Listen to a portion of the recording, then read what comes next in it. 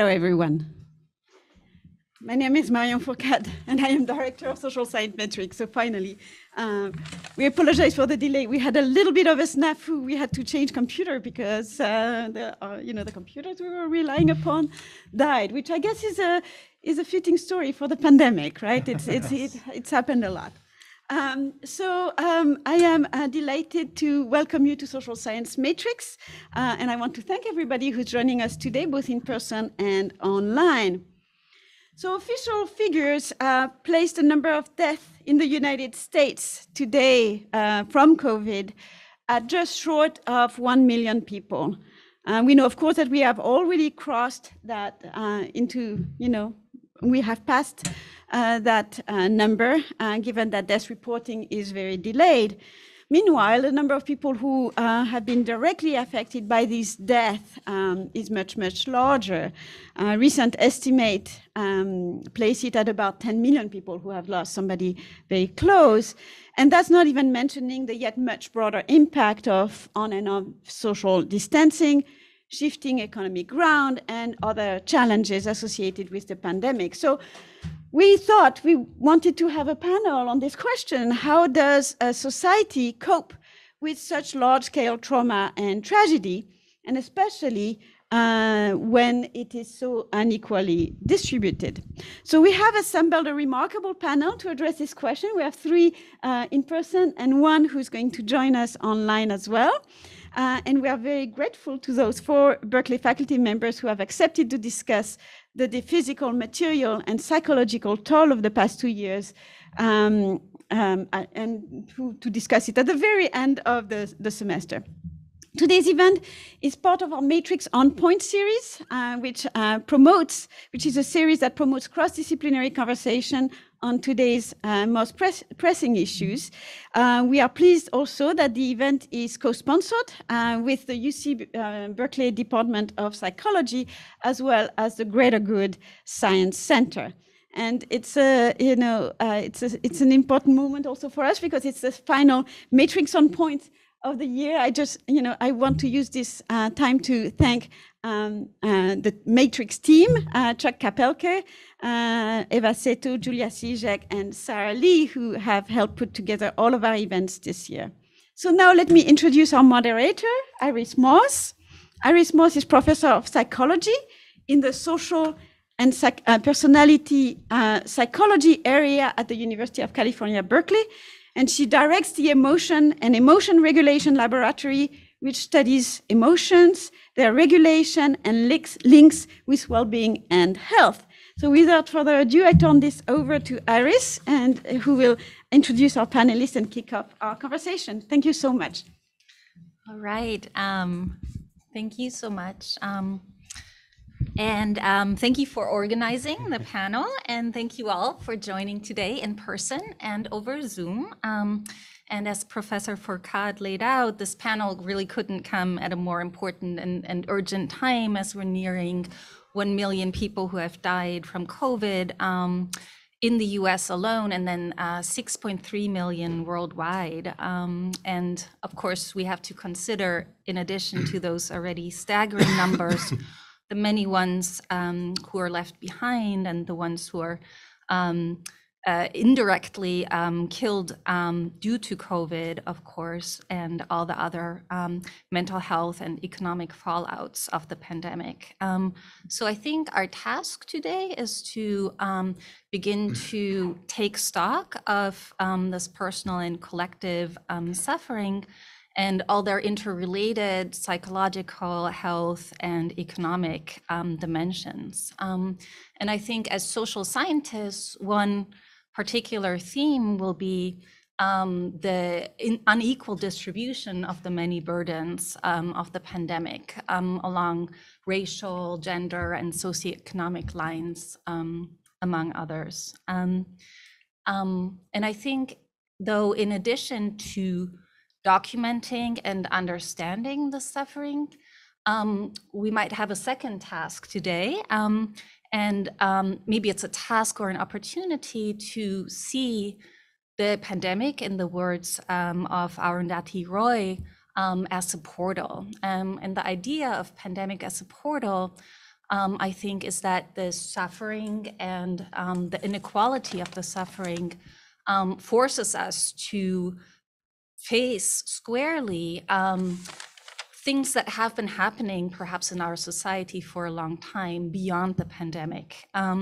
And this could act as a catalyst, perhaps, to draw some lessons for us, and as impetus for us to finally act on those lessons as a society.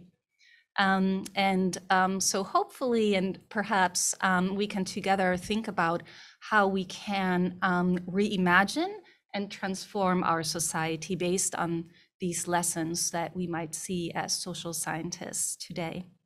That's the idea, 2 themes of this panel of social scientists, and for the discussion for us all afterwards. And I'll start by introducing the speakers who will bring psychological and biological anthropology and social welfare perspectives to these themes. Our first speaker is Dacher Keltner, my colleague in psychology.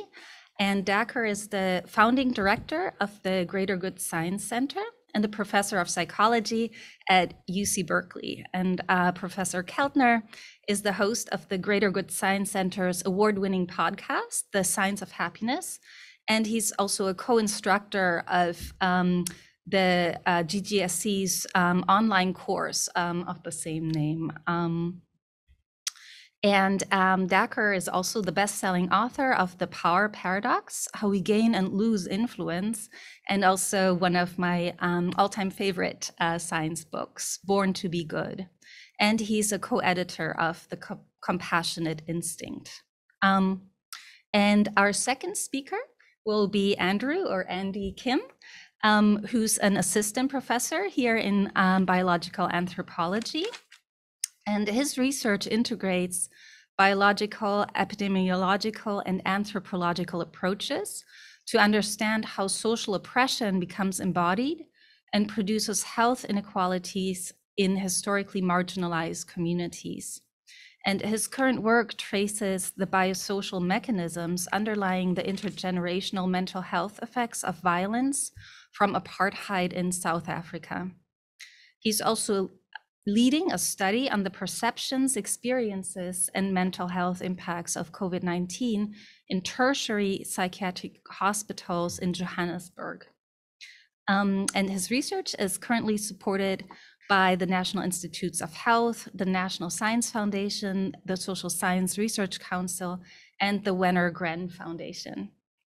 And then our third speaker, who is on Zoom, will be Tina Sachs, and she's an associate professor at UC Berkeley's School of Social Welfare, and Professor Sachs focuses on how structural discrimination and immigration affect women's health.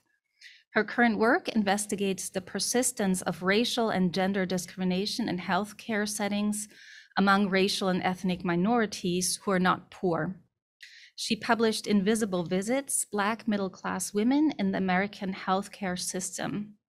And her next major project explores the implications of the infamous US Public Health Service Tuskegee syphilis study on the study's descendants. And Professor Sachs is also the principal investigator of 2 projects on immigration and health.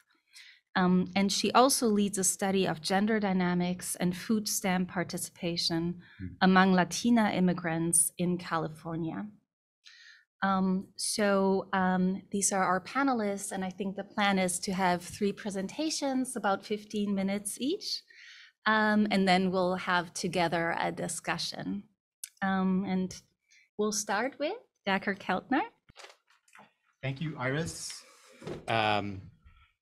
For all the complaining I do about Zoom, I was sitting at Zoom in my office at 11:45, and it's like in person, ran here, so it's nice to see some of you in person. And what a terrific honor. Thank you, Marian, and thank you, Iris. Iris, I have long taught a graduate course at Berkeley on emotion for 25 years, and Iris was in that class many years ago as a fellow, so it's wonderful to see.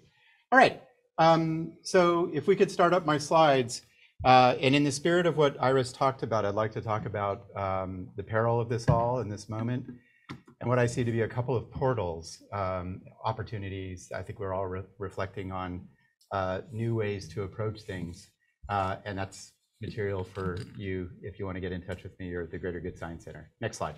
So I teach, as Iris said, a class on happiness to lots of Berkeley undergrads, lots of people digitally. And what I'm really excited about with respect to portals is our Surgeon General, Vivek Murthy, who trained in public health, first time ever, is prioritizing emotional well-being. And I think the old dichotomies of mind and body and the like are really going to be falling away, and a real radical shift in how we approach the good life, shaped by the pandemic and our experiences in it. When I teach this at UC Berkeley and then online to lots of people, we really break kind of the good life into cultivating the delights of life, from compassion to awe, building on our social connections, social ties, give 10 years of life expectancy, a recent meta-analysis of 340,000 people. And then, perhaps what's most relevant to us in this pandemic 2 years is the resilient mind. How do we handle the trauma and stress that Andy and Tina will talk about, and that is pervasive through things like narrative and play and mindfulness and purpose. So connection, positive emotions, compassion, selflessness are grounded in the nervous system and shaped by our very hypersocial evolution. There are neuropeptides like oxytocin that help us connect and be open to other people and cooperate, that are part of a system that enables that. There are very specific regions of the brain in the prefrontal cortex and in the midbrain that are really part of caregiving, that are part of our mammalian heritage. And then Iris and I both study the vagus nerve, which is pictured on the right, which is large bundle of nerves that wanders through different parts of your body that really slows your body down and helps you connect. This isn't Berkeley New Age hot tub philosophy. This is deep social evolution grounded in our genetics and very specific physiological systems with lots of replicable science. Next slide, please. A lot of tools of the good life. This is really striking to me. If I cooperate with somebody, if I imagine somebody I love, if I receive warm statements from a friend of mine and I'm in a scanner, if I give resources, this is University of Oregon, to a stranger, it activates the reward circuitry in the brain of the nucleus accumbens going to the ventral tegmental and the prefrontal cortex. Sharing, giving, cooperating, sacrificing feels good, right? It's built into our human design. All of this stuff in different kinds of methodologies is good for the mind and your body. A lot of good science on that. Next slide. So regrettably, and I want to zoom in on where we are with the pandemic, and Andy and Tina, I think, will just deepen this and then give you one moment of hope.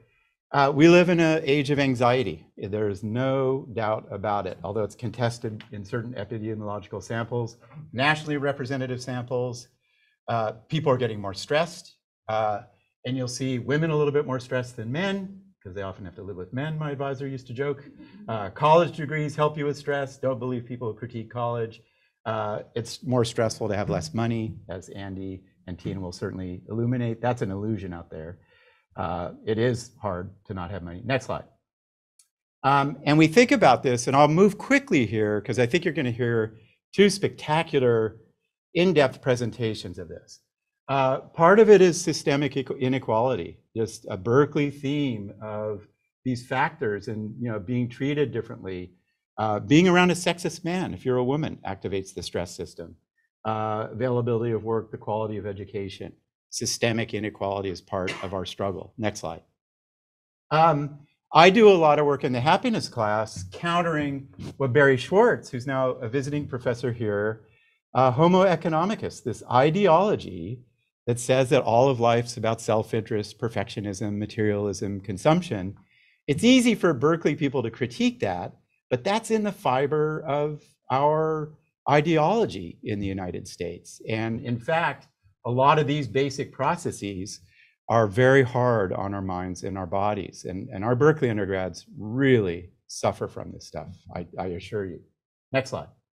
And then, of course, the adverse childhood experiences that some people do the due to the role of the dice, where they're born, the neighborhood, the family, and the like, just get hit with the hard traumas of life.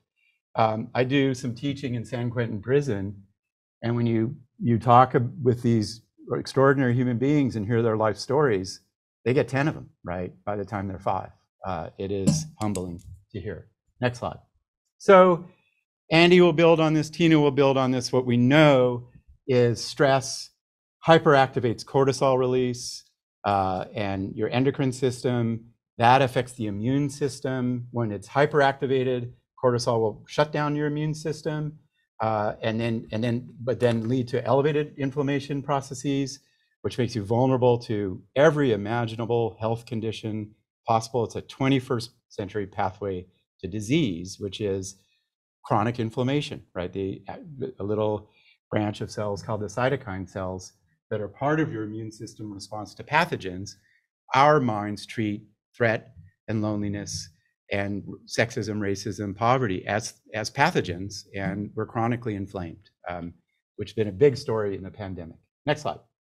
I'll move quickly, but there are just so many highlights in this literature. Galea has a famous study. You can, with large-scale data, trace mortality rates to the social problems of our times, like, lower education, living in a neighborhood that's racially segregated, not feeling connected to others, being in a region of economic inequality like Berkeley hurts our life expectancy, and that has a lot of teeth to it. Next slide. So pandemic, and this will orient us, and I'll give you one reason for hope, or some. As Marion said, I mean, it has been one of the more radical social experiments in history. For those of us who have taught, a student from China stuck here for 2 years, couldn't get back to her home, not seeing people. We have a new study, masks cut out about 20% of the information from your face in emotion. We have lived in conditions of social isolation, the rise of screen use, the loss of a lot of social joys. We all know this. Next slide. So happy to talk about digital technologies, but this one's important as we are in this moment. It's hard to find a study that says that being on a screen is good for you. And I challenge you to. We are thinking about this educationally. I think it's a disaster, and I'm ready to go to bat on that. These are just some studies of JAMA and other high-profile publications. The more young people spend time on screens, the worse they are, health, mind, and so forth. That's been part of our condition. Next slide. I don't know if Andy's going to talk about this, but a recent paper in Lancet, 25% rise in depression worldwide, right? Next slide. And this just shows you the rates of rise in depression. The US is kind of towards the higher levels, 29 to 35% rise in major episodes of depression and anxiety. We know it. A lot of social difficulties are up right now. Next slide. Next slide. And it's been hardest on young people. And that's really important for universities to remember. You just look at the rates of moderate to severe distress. And in fact, undergrads are one of the hardest hit populations. And we know this, right? Just when you're around them, they have really been thrown off course for some time. So that's worth thinking about. I was on a panel with the Pew Research Center. Over the age of 55, working at home, not so bad. Under the age of 30, disaster, right? They just don't, it takes them out of all the sociality that they need. All right, next slide. And then I bet these are some great stats. The working class are 5 times more likely to die from COVID for a lot of the reasons we've talked about. If you are a Hispanic or Latino man, you're 27 times more likely to die than a Western European woman. For a lot of the psychological structural processes we've talked about. So a lot of bad news. It's tough, it's hard. Next slide. So let me end in the last 3 to 4 minutes. How am I doing on time? Is that about right? Okay. Yeah, I think we're all wondering, how do we reorient? How do we recalibrate? What do we do to change things? Next slide. And so there's a lot of really interesting work happening for us. At the structural level, in some consulting work or just working with governments, the OECD has well-being governing economies. It's so fascinating that smaller countries like Scotland, New Zealand, the United Arab Emirates are taking this well-being science and saying, where do we put resources? Imagine that, right? Oh, there are elderly people in this neighborhood. Let's flow resources there, build a park, change things. They're taking this science seriously, which is a reason for hope. Next slide. There's a lot of work right now in shifting our thinking about this to the institutional. How do we think about parks and libraries and farmers markets in environmental science and food sources as ways to handle this stressful time? Really cool work in Philadelphia about the benefits of greening cities. Neat work on the power of farmers markets to counter the stresses of the times. Next slide. The Greater Good Science Center, you could think of as sort of a community-based approach. We have lots of people who are, just doing some stuff online to benefit their well-being and that of their kids. We have lots of programs in schools that are grounded in this. And then finally, I'll end here. Next slide. Thanks to people like Iris, I've been questioning the whole emphasis on happiness, and I think it's in question right now. Is it colonialist? Is it related to consumerism and the like? And it is. And I'm really moved by this idea of Uriah Salidwin at the United Nations of ecological well-being, that my field of well-being and Vivek Murthy's emphasis on emotional well-being, let's start thinking about the interdependence of humans and environment, which is an old indigenous idea that has a lot of traction to it. So skip through a couple of slides. Next slide, please. Next slide. I'm out of time, but we could take Berkeley undergrads to the trees, or they stand in the same place. Next slide. Look at a building, and next slide, next slide, next slide, next slide. They get less self-focused. They become less selfish. They're less narcissistic, right? Being in nature brings out our better angels. Next set of slides. Finally, next slide. We took veterans and under-resourced teenagers with the Sierra Club out in the woods. They went rafting for a day. Next slide. Our teenagers for a week were less stressed out about life. These are living in very challenging environments. Next slide. Next slide. Our veterans had a 30% drop in PTSD just from rafting, right? So I think the moment will get us to think in a broader way about the meaningful life. So to close, next slide. A lot of reason for hope in spite of it all. Greatest voter turnout in 2020. Most diverse Congress and college student body ever. Next slide. And then this is stuff at the greater good that's free for all in the Berkeley tradition. Thank you very much. Thank you so much, Dacher, for that talk, ending on a hopeful note. And we'll have our second speaker now, who's Andy Kim. Thanks so much. Thanks so much, Dr. Keltner, for the great talk. Thanks so much, Iris and Social Science Matrix for having me. My name is Andy. I'm Andy Kim. I'm a new assistant professor in anthropology. I've been here a whole 2.5 months. Was spending the pandemic in South Africa, which I can tell you much more about in the next 15 minutes.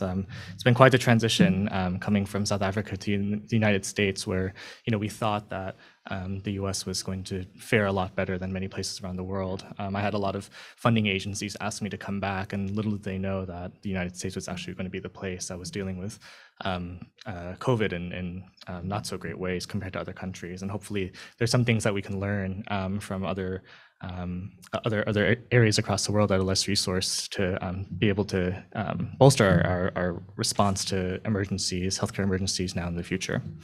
But today I'll be speaking to you about a topic that's more backwards facing, thinking about mental health inequities, historical trauma from apartheid, and the issue of transitional justice in South Africa. Next slide. So I'm interested in thinking about how societies have struggled to heal from historically traumatic pasts and how they also confront new and ongoing social injustices, in this case, the repercussions of the COVID-19 pandemic, and also to understand how these communities continue to persist in the face of such adversities. I focus on the case of historical trauma from South African apartheid, and my larger research also examines embodied social, psychological, and biological legacies of white supremacy that continue to affect people today. Next slide.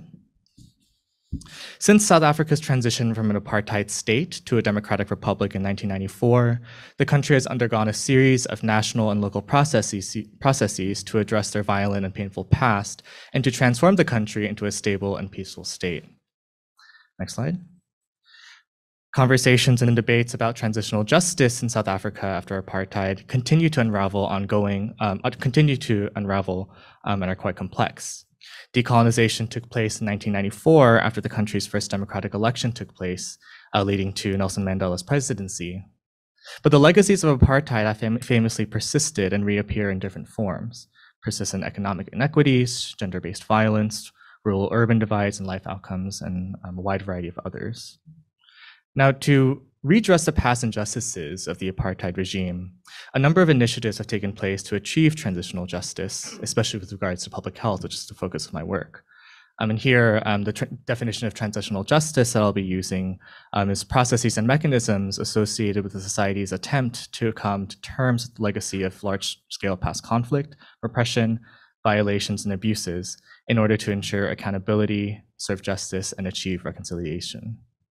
And some of these initiatives that have been occurring over time for the past 30 years include, but not limited to free prenatal and postnatal care, legalized abortion and greater access to reproductive health services, expansion of primary healthcare infrastructure, and a wide variety of other legislative action. And this is also accompanied by equitable policies in education, affirmative action in employment, and others. Now, much progress has been made in curbing racialized and classed health disparities in the country, things like malnutrition, growth trends such as stunting and wasting, and infectious disease burden, especially related to the HIV and TB epidemic. Yet mental health trends remain abysmal and unjust almost 30 years after the democratic transition. Next slide. The effects are ongoing and numerous injustices have occurred related to structural violence, trauma, discrimination from apartheid and the post-apartheid state.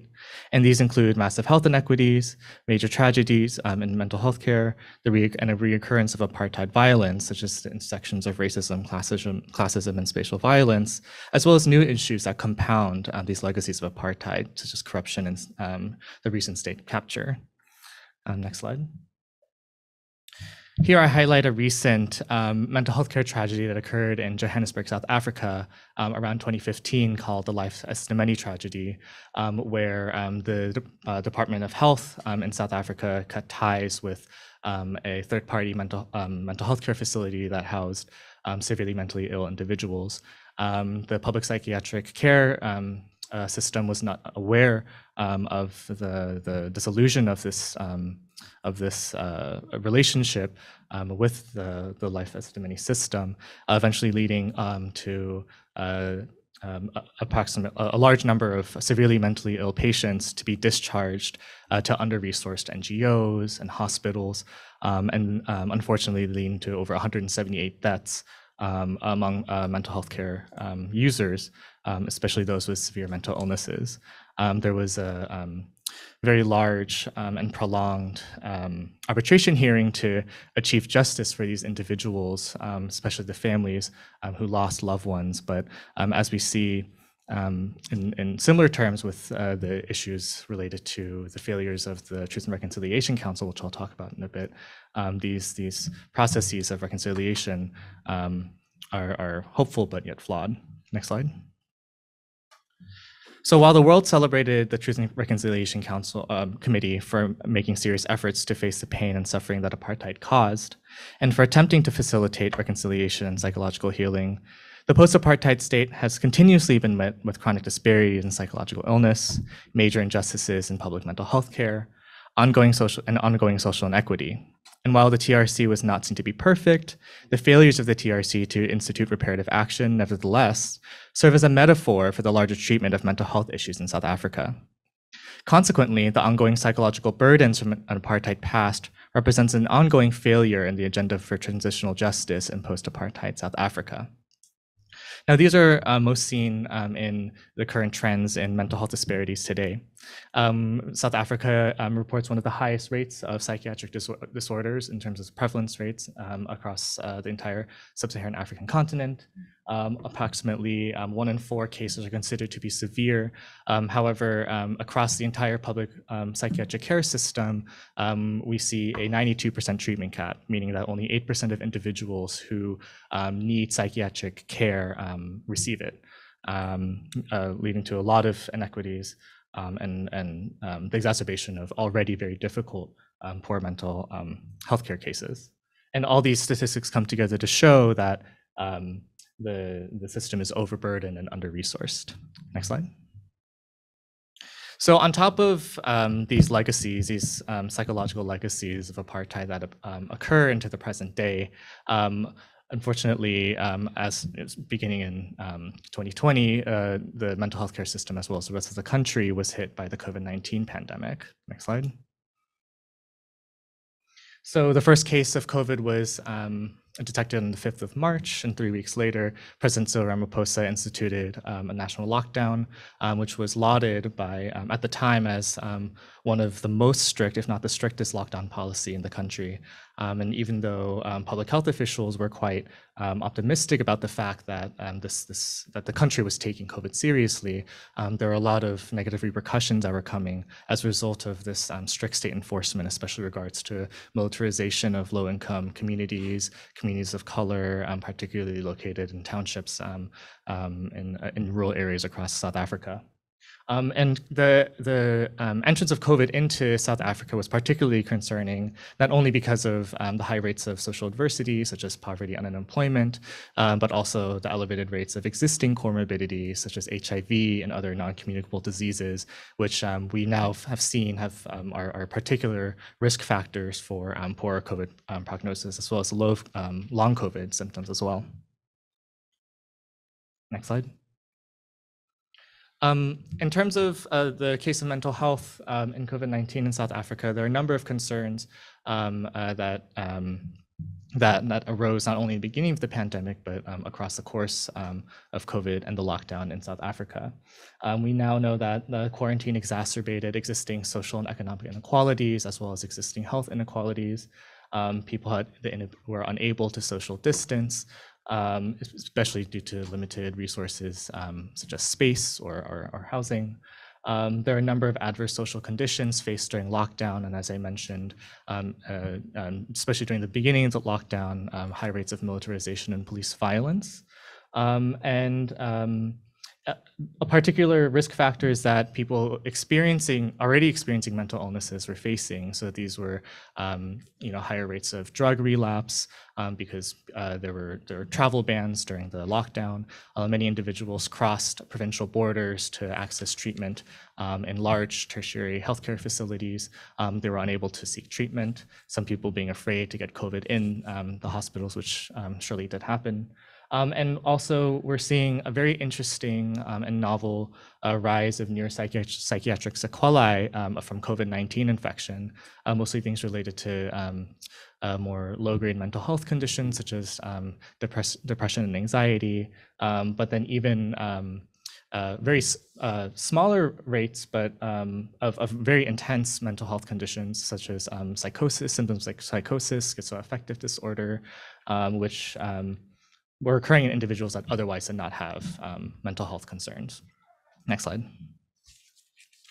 So given the long history of the post-apartheid state, as well as the mental health care, the poor legacies of mental health in the post-apartheid context, it was important for us to try to document these mental health and mental health care inequities in Johannesburg and South Africa largely, not only to highlight the ongoing disparities in psychological health in the country, but also to hold these systems accountable after 30 years of very little change that's been done in the mental health care system to provide equitable healthcare access, particularly among communities of color and low-income communities. So we set out 3 research aims. Next slide. The first was to just simply assess the mental health impacts of the COVID-19 pandemic and lockdown. The second, to understand the degree to which historical adversities and traumas interact with the present COVID context to affect mental health. To understand these pathways of historical trauma. And third, to understand how these impacted, the COVID pandemic in fact impacted psychiatric service provisioning, as well as the experiences of psychiatric healthcare workers who are really the frontline workers for mental health care in the country. Next slide. So this is just a current snapshot of the COVID-19 pandemic in South Africa. I'm just going to take this off quickly. So we see, I literally took this screenshot like 30 minutes before this talk, so it's quite recent. We see that there are approximately 25 million cases or tests that have been conducted, 3.9 million cases of COVID that have been detected. And as of today, approximately just over 100,000 deaths that have occurred in South Africa. There have been 4 major waves of COVID that have occurred since the inception of the pandemic in March. And as you see here, there's a small rise in cases, which right now we're still determining whether or not that's going to amount to a 5th wave. Ironically, I'm delayed to start a new project on long COVID because of this new COVID wave, but hopefully, this is just a small wave and we'll be able to breathe a little more. Next slide. So the first set of data that I wanted to show you was an epidemiological analysis that we conducted on the mental health impacts of COVID-19 related stress, specifically COVID-19 risk perceptions or perceptions of your own individual risk for developing COVID-19. We collaborated, all this work is done in collaboration with South African scientists. For this first study, I and my colleagues collaborated with the NIDS-CRAM study, which is the National Income Dynamics Study for coronavirus response, and which utilizes a nationally representative platform to understand a variety of different social and economic dynamics as well as health. The NIDS followed up on their existing platform to understand COVID across multiple waves. Our recent analysis, which was just published in Journal of Affective Disorders, used a causal inference design to understand the association between between risk perceptions for getting COVID and depressive risk. Specifically the symptomatology of depression, and we see a strong relationship between the perception of being infected with COVID and depression up to 4 months after the initial assessment of perceived risk of COVID-19. Next slide. So in order to investigate the contribution of historical trauma to the mental health impacts of COVID-19, I turned to my long-term field site that I've been working in collaboration with the Developmental Pathways for Health and Research Unit in Soweto, South Africa. And it was important to look at this site to have a deeper contextual view of how these dynamics of historical trauma, mental health, and socioeconomic conditions were playing out. Next slide. So in this study, I guess to provide you some context, I came to South Africa in August 2019 to start my dissertation research, unbeknownst to the fact that COVID eventually hit, 6, 7, 8 months later. I elected to stay to continue doing some emergency mental health work, as well as new research on COVID-19. So we collaborated with an existing epidemiological surveillance study that was assessing comorbidities among adults in Soweto, which was a very historically significant township in the fight against apartheid before '94, predominantly Black township. And conducted follow-up research using telephonic interviewing. And among the individuals we interviewed, approximately a sample size of 250, we find a very strong association between greater perceived risk for COVID and depressive symptoms. Next slide. Now, in order to understand the contributing effect of historical trauma, we ran an interaction between adverse childhood experiences that adults reported on during these interviews to see if this potentially potentiated the effect of the mental health consequences of perceived COVID risk. And we do see preliminary evidence showing that individuals who've reported greater levels of childhood adversity during the apartheid regime reported greater mental health reactions to perceived COVID-19 stress in Soweto. Next slide. And finally, we recently completed a study looking at the experiences and perceptions of COVID-19 in the public mental health care system. This publication just came out in the annual South African Health Policy Review called the South African Health Review, where we interviewed psychiatric healthcare workers everywhere from porters to admin staff all the way up to consultants who would be, I guess, like head doctors in the psychiatric ward to comprehensively understand experiences of COVID-19 in the wards during the first 2 months of lockdown. And just to say, foreshadow, it was quite chaotic, and I'll go into the conditions a little bit more. Next slide. So we collaborated with 5 separate tertiary psychiatric facilities and 2 specialized psychiatric facilities. The 2 specialized psychiatric facilities being Sterkfontein Psychiatric Hospital, which is partly a forensic hospital, and Tara Psychiatric Hospital, which specifically focuses on, or has a focus on child, adolescent, and adolescent mental health, as well as 3 tertiary hospitals in the city. Next slide. In our small sample of psychiatric healthcare workers, approximately an N of 55, we see elevated rates of depression, anxiety, and PTSD symptoms. Next slide, you can click just through all 3. And just these associations show strong associations between COVID-19 related stress and outcomes related to depressive anxiety and PTSD outcomes among these staff members. Next slide. So there are just some qualitative insights and ethnographic experiences that I wanted to share that just highlight the long-term insufficiencies of the mental health care system that have originated from the apartheid regime that have been inherited into the post-apartheid context. The 4 major themes I'll just go over quickly just for the sake of time. The first around the fear and risk of COVID-19 infection. Second, next slide. Largely due to resource shortages for PPE, some individuals stating that they had to reuse masks for a couple of days, sometimes not even having PPE available. Next slide. There being a number of different staff shortages and redeployment being held among already burnt out healthcare workers and psychiatric facilities. Next slide. And the last being the chronic infrastructural shortage constraints. And I just want to share this quote from a psychiatric registrar who worked in COVID worked in the psychiatric ward during COVID. And this individual states, quote, "We were not prepared. We had no ward spaces which were immediately available for use for COVID-19 related use.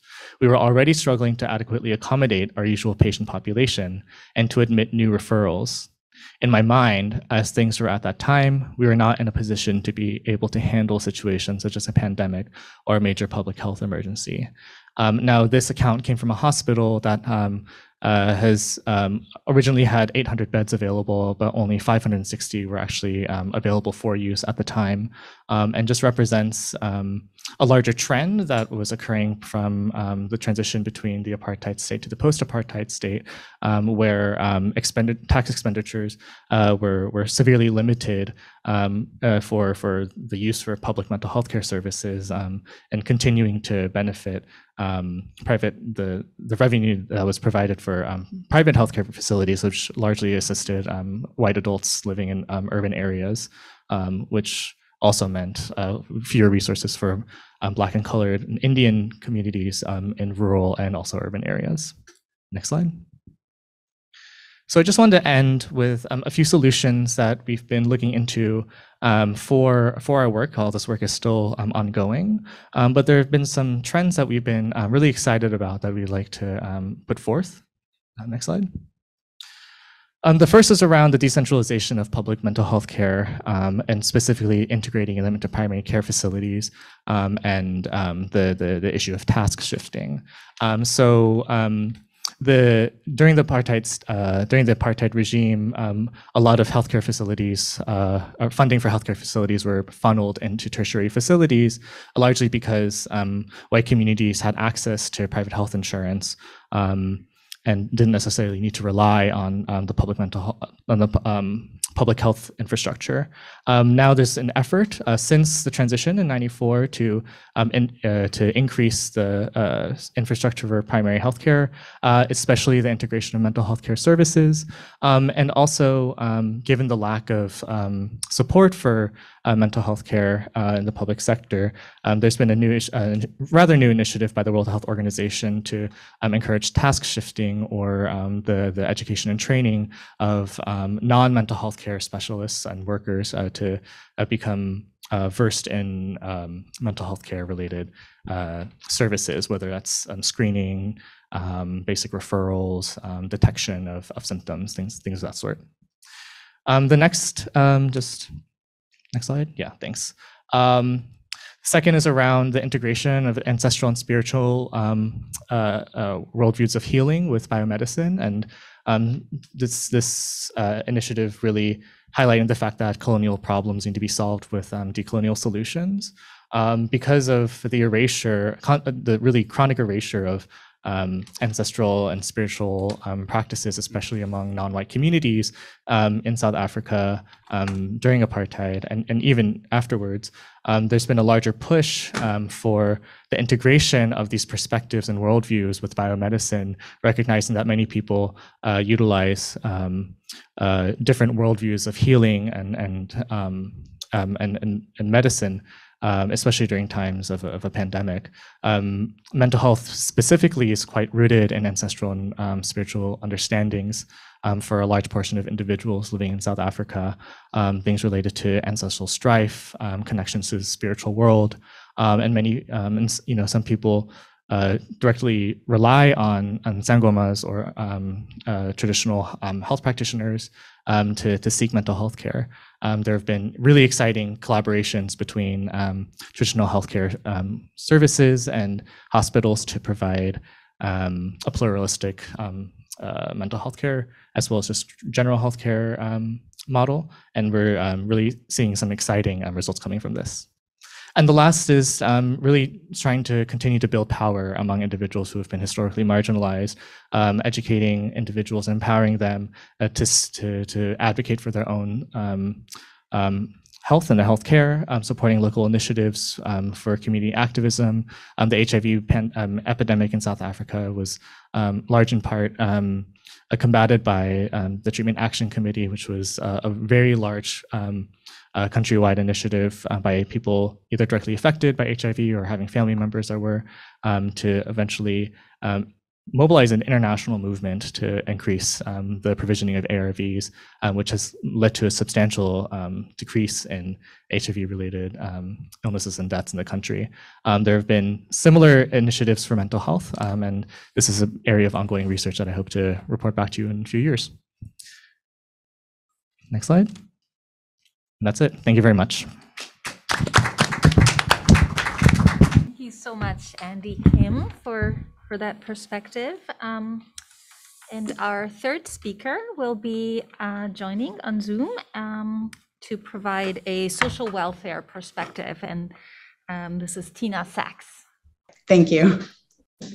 So I just wanted to absolutely thank the Social Science Matrix and my colleagues and panelists there. I'm sorry that I could not join you in person. I also want to acknowledge the challenge of in our our ongoing management of this pandemic, that we are in this hybrid situation now where we are sometimes in person and sometimes online, and that we have really created, or the pandemic has created for us really a new way of being that I think that we are going to be living with for a long time. And so just want to acknowledge that. Also, before I start, I do want to acknowledge, although I am not actually in California right now, I do want to acknowledge the land that our university sits on, that it is the territory of the Huichin, the ancestral and unceded land of the Chochonyo Ohlone people. And I think that's important, especially as we think about the disproportionate morbidity and mortality that Indigenous people have endured throughout the pandemic. And so just to begin with that, and also I think as we are here on such a somber occasion to think about the loss of 1 million people. And we know that that is an undercount. So just to take a moment to honor the loss that we have endured collectively and individually, and also to acknowledge that that loss is disproportionate. Certain communities in the United States have lost people disproportionately, and that is always the story of the United States, unfortunately, that race, racism, socioeconomic status, immigration status, disability, incarceration status, all of these things factor into who lived and who died. And that in many respects, what has happened during the pandemic really illustrates very, I think, profoundly the fissures that have always existed in the United States, the structural determinants of health, the ways that we certainly value certain people's lives over others. And we saw that play out in the pandemic. And so just before, I do have a few slides to share, but I wanted to just acknowledge that both the heaviness of the moment and the fact that we are still here together is a massive feat in many respects. To have lost 1 million of our compatriots is astonishing and sad, and that we need to honor them. Honor the fact that those people are now ancestors. Many people, died very prematurely and had much longer lives to live. So I want to start with that. I also want to sort of bring to the fore here as a social welfare scholar that when I think about what happened during the pandemic and what continues to happen to the pandemic, I really think about how might this have been different if we would have had the kinds of mitigation strategies that we may have used, if we would have had the public health infrastructure that many people in the rest of the world assumed that the United States would have had, but we simply did not. And so thinking about the fact that we are always going to be dealing with emerging infections. This is something that I worked at the Centers for Disease Control and Prevention for a long time prior to coming to the Academy. And this was something that we were always worried about. What is the next global pandemic? Where are these emerging infections going to come, and what will we do about it? And unfortunately, we really have degraded the public health infrastructure in the United States. And we have also made decisions, as I mentioned or alluded to, we've made decisions about who we thought was disposable. And so those kinds of things, I just want to bring our attention here to Ruthie Gilmore, who is a geographer and was on faculty at Berkeley and is an exceptional scholar. And she notes her definition of racism is actually, I quote here, the state-sanctioned and or extra-legal production and exploitation of group-differentiated vulnerability to premature death. And so what does that mouthful have to say about COVID. It means that I think in the United States, we really determined that some people were disposable from the beginning, the essential workers, people who we depended on to keep the doors open, the stores open, the metros running. Many of those people we consider to be both, ironically, essential and disposable simultaneously.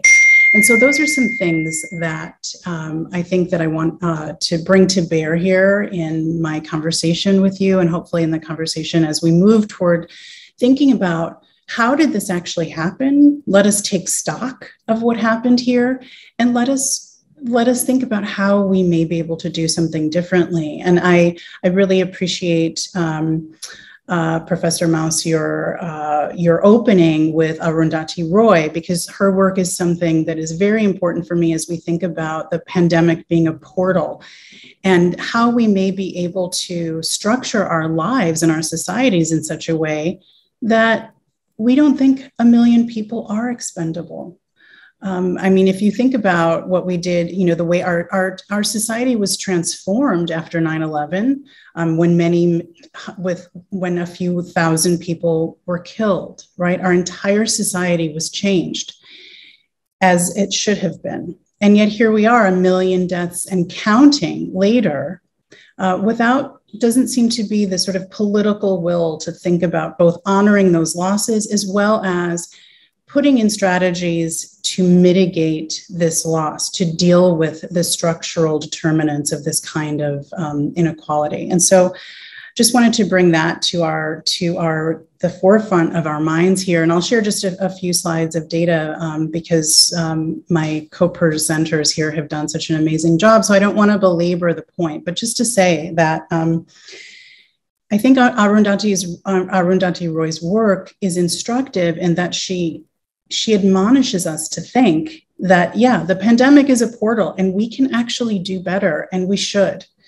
So I'll share a few slides now just to give us a sense of the kinds of racial disproportionality that I was speaking about.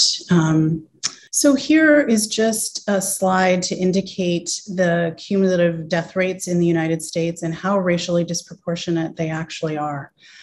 So we can see here that as of April of 2002, that Indigenous people are actually bearing the greatest disease burden here of COVID. And that this is also probably an undercount because Indigenous people are often misclassified on their death certificates. And so we don't necessarily know if people were Indigenous or not on their death certificate. So just wanted to bring this. As always in the United States, race is always a determining factor, a causal factor in what happens, in whose lives are determined to be more valuable or more worthy of saving. I also wanted to bring our attention to this. We know that COVID has been disproportionate, has been racially disproportionate. And we also know that there are many children who have been orphaned or who have lost either one or both, or one or a primary caregiver as a result of this, as a result of the pandemic. This is just some data from New York City that really illustrates the racial disproportionality of children who have lost a caregiver. And these are profound losses to think about losing a primary caregiver or a secondary caregiver for a child who is already, many children who are already dealing with these adverse events of childhood trauma, et cetera. And so we really see here with COVID the compounding of these social problems that we have allowed to fester, and yet they are resting on the backs of people in our society who are already among the most vulnerable. I also want to bring our attention here to the people that we have locked away. The people we have in cages, whether those cages are in jails, prisons, or immigration detention, and to bring attention to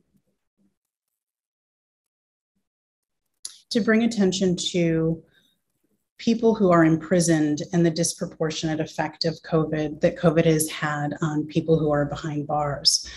We know that particularly in the beginning of the pandemic, that people who were in prison, that prisons in congregate settings, conditions of confinement such as prisons, were actually some of the greatest sources of infection, of spread, because you have people who are working in prisons, you have people who are in close quarters without access to hand washing, no ability to social distance. We have to remember also, being able to work at home, being able to social distance is a privilege that is not afforded to many, many people in this country, including people who are in prisons. And so we know that was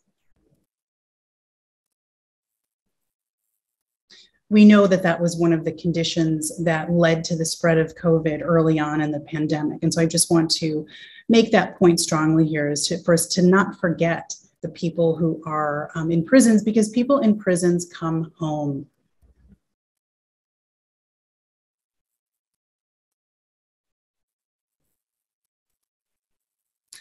So I also wanted to bring this idea here more, to put a finer point on this, of Arundhati Roy's work, in which she notes that whatever it is, coronavirus has made the mighty kneel and brought the world to a halt like nothing else could.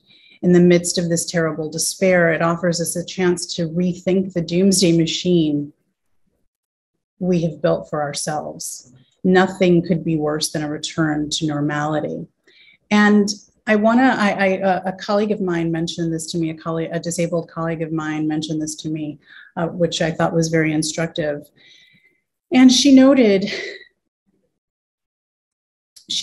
that for years, she was asking for people to provide video links so that she could work remotely. And everyone said, oh, no, we can't do that.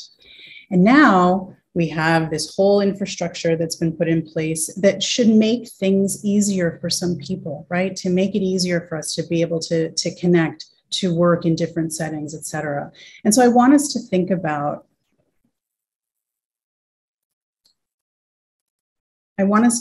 the elements of the pandemic, the things that we need to take from it as a society as a whole, and also the things that we could discard, things that are not making us as a whole better. And so as we think about what happened in the last 3 years, almost 2.5 years, we know that there were some policy interventions that were made at the federal level to try to mitigate some of the effects of the pandemic. During the pandemic, we saw an eviction moratorium. We saw an increase in stimulus checks, unemployment benefits, SNAP benefits increases. We saw many people receive those benefits and do better as a result. We saw a massive reduction in child poverty. The United States has one of the highest child poverty rates in the world. And we saw that we were able to stop that. So my question is, if we can do it under these conditions of duress, perhaps we don't need to throw people out on the street, particularly in California, one of the most expensive housing markets in the world. If we could do it under those conditions of duress,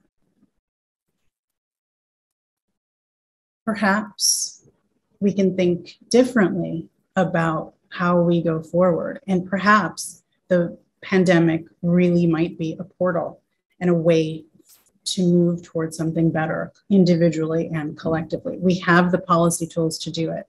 We just need the political will.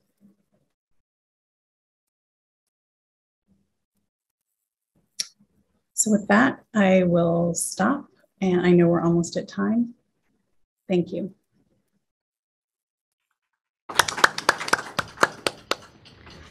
Thank you so much to Tina Sachs and all three of the speakers. We'll open it up for questions now, and you can direct questions to all speakers or any speaker in particular. Thank you so much for the presentations. My name's Ellen. I'm a historian, and so all of your fields are not my field, just saying that at the beginning. So a very specific question for Dr. Kim. When you talked about perceived COVID risk, were you talking about the risk that those people perceived themselves, or that they were perceived at risk by other institutions or governments? Yeah, thanks for the question. Can you hear me in this? It's specifically individual risk perceptions. So Okay. the question was, I'm framing the specific phrasing of the question, but it was something along the lines of how much risk do you think you are at of developing COVID-19 or becoming infected with COVID-19? So it was an individual risk perception rather than others' assessments of you. Okay, so my second part of the question to you is, did you find that if they took any actions to manage that risk, like protect themselves or form connections with other groups or whatever, that had an impact on their rates of depression or not? Yeah, that's an interesting question you raise, because in subsequent analyses, we looked at the association, not necessarily with actions took, but we created like a knowledge score, which is flawed in and of itself, because people have different, I guess you can say, worldviews on how the virus is affecting them. But just based on, we basically created a knowledge score based on their understanding of whether public health guidelines were effective at preventing COVID-19. We saw actually an inverse relationship between knowledge and depression, so that people who had we had it was a direct relationship, in that individuals who had greater awareness, or I guess you say knowledge, of factors that prevented COVID-19 corresponded with worse depressive symptoms. And we thought it would actually be the opposite, just given the fact that maybe individuals would be, because they knew how to prevent COVID, that they would be more likely to avoid becoming infected, and maybe have better understandings of I guess risk mitigation. But unfortunately, these data are cross-sectional, so we're only able to make these sort of inferences. But one way that we described how this relationship was actually may have been playing out is that which was beneficial just to our ethnographic work of these houses that people were in Soweto, is that many people didn't have these resources to protect themselves from COVID-19, whether it was limited availability for PPE. PPE wasn't widely available just in the grocery store. It was something that you had to purchase. A lot of times, some people here may have experienced your family members just being around home a lot more, just because you were forced to stay home. And we all love our family to a certain degree, but sometimes there might be some conflict that arose, and just a number of different factors that may have increased people's vulnerability to COVID. And just having greater awareness, we believe, may have led to greater levels of stress that may have corresponded with worse mental health symptoms. So that's super interesting. And if I could just ask one last question, Sure, and no then I'll problem. cede the floor. It's to Dr. Keltner, actually, but I think given what you said, you probably also might want to respond to it. So I'm interested in disability and its relationship to emotional well-being and the physical risk of contracting COVID, because what we found was that many times people who were defined as physically at risk of contracting COVID were then isolated, and oftentimes people who were disabled and in care homes were then taken out of the care homes and placed in their families, and they lost access to social connections and support systems that were helping them, and that led to their emotional well-being going way down. So what was at odds, it seems, is the actions that were physically protecting them were making them very emotionally distressed. Yeah. And I don't know what the solution to that Yeah. is. So I was just wondering if you had any thoughts on that. Yeah, Vivek Murthy talked about the social disruption of the pandemic, just like you're talking about, is this trade-off between disrupting a strong community that gives you care versus, protecting from the contraction of the virus. And I think the big sources of data in the next couple of years will be able to tell us how to balance those trade-offs, because there were and we made a lot of mistakes, like you're saying.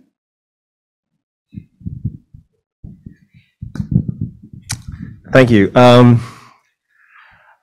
guess I was thinking about the thread that runs through the three talks, and it has something to do with the challenge of rehabilitating trust. Trust in a system that, in South Africa, for example, where there's a fundamental suspicion that the structure will not be there for you, right? And the ways in which the kind of broken trust is connected to injustice and so on. And that the challenges of rehabilitation, I mean, to Tina Sachs's point, right, is that we have indicators that we could do better, but not a lot of faith that we will do better. And I'm curious about the ways in which we frame that sense of maybe not happiness, maybe not well-being, but some kind of form of public care. Where it's structural, systemic, and interpersonal. I mean, the examples that you used, Dacher, at the end, right? It's like you took specific individuals and you broke space for them. And we can have these kind of episodic breaking down of space, but the systemic ones are so much more challenging. And the kind of the legacy of that suspicion around mistrust is so hard to not just redress, but to reorient, like how it shows up in our bodies, how it shows up in our communities, how it shows up in the culture. And so, I guess I'm asking for some help with thinking about, well, how do we move forward with that? So I think I really appreciate that question. And I think it's a very powerful, deep question. I think, first of all, the harms have to stop first before we can think about rebuilding trust. And so as we even think about, there's a large movement afoot across the world, actually, in the United States and around the world, to think about reparations, for certain past harms. But those harms have to stop first, and they actually have not stopped. And so I think that's, we saw that again and again with COVID. And I do believe, though, that it is possible to stop harming people, disproportionately harming some groups over others, and then to, go the hard yards and do the policy change, as well as, changing hearts and minds is great and important, but also putting the policy prescriptions in place, because those don't depend on people's hearts and minds. They depend on, not throwing me out onto the street when I need a roof over my head. These are fundamental ethical and moral questions. And I do think we can do it. I just think we have to be very honest in our approach toward those kinds of interventions. Great. Thanks so much for that, Tina. Yeah, I think that's a really great question. I'm not going to, pretend to say I have the answer to how trust can be rebuilt, especially in the context of historical violence in a place like South Africa, and the same in the United States. But when thinking about deep mistrust that has been afflicted or experienced among individuals societally, we saw really interesting, perceptions come up, as particularly among healthcare workers, but also people living in more marginalized areas of this experience of moral injury or stress or trauma, ideas of injury that have been coming from as a result of people's morals and values being harmed. And this was particularly salient for both healthcare users as well as healthcare providers, where even though people are experiencing really dire levels of poor health symptoms, that even if we worked in a hospital where if one of our patients was expressed suicidal ideation, we couldn't go literally to the next building over and admit our participant into the psychiatric ward because the queue was just too long. And unfortunately, that was just the reality of the situation. And when you have these institutions that were once supposed to provide a sense of hope and an inspiration for what was supposed to be a free South Africa, really turn against you and be caught for example, embezzling COVID funds. The Minister of Health, both in Gauteng, which is a province in Johannesburg, and South Africa broadly, were caught embezzling COVID funds for individuals, or also being a healthcare worker and seeing limited, especially seeing your health minister embezzle COVID funds when you know that there are 300 other beds that could be used to house or to treat psychiatric or other patients in the healthcare system. This really created a really distinct form of what was described as a moral injury, or really a deep psychological and moral pain that people who gave so much to the system because of just their own care and hope for building a better country or a better healthcare system were experiencing. It's something that we've been looking into a little bit through just epidemiological assessments, and we see extremely strong associations between individuals who report greater levels of moral injury, whether at work, being forced to be a frontline healthcare worker, or even a grocery store worker, and having your manager force you to work in conditions that are not favorable or that have been recommended to avoid. And the despair of the psychological consequences that people face as a result of that. So we're seeing these really important phenomenological conditions that individuals have reported, but also really inspiring self-organizing that we've been seeing as a result of the lack of trust in social institutions. And I think the thing that I can speak about that I've personally seen as really inspiring is something that's been happening in the United States that I never encountered on my own or saw, which was the development of mutual aid groups. I thought it was extremely interesting, and I think these mutual aid connections are sort of natural in the context in which I work, but very distinct that processes of care that came up during the pandemic. And I don't know if Dr. Keltner also has some insights on these experiences of mutual aid or these networks, but I thought that was an extremely inspiring self-organizing tool that individuals came together and sort of going to Tina's point that there really are possibilities and alternatives to developing these community-based initiatives to mitigate harm, to create new alternatives for care provisioning among individuals who have systematically been disenfranchised by institutions. And I think there's a lot to learn from these organic methods of care. And I think nothing to be looked down on or overseen. I think really seen as a very radical and important resource for other contexts of precarity. Thank you.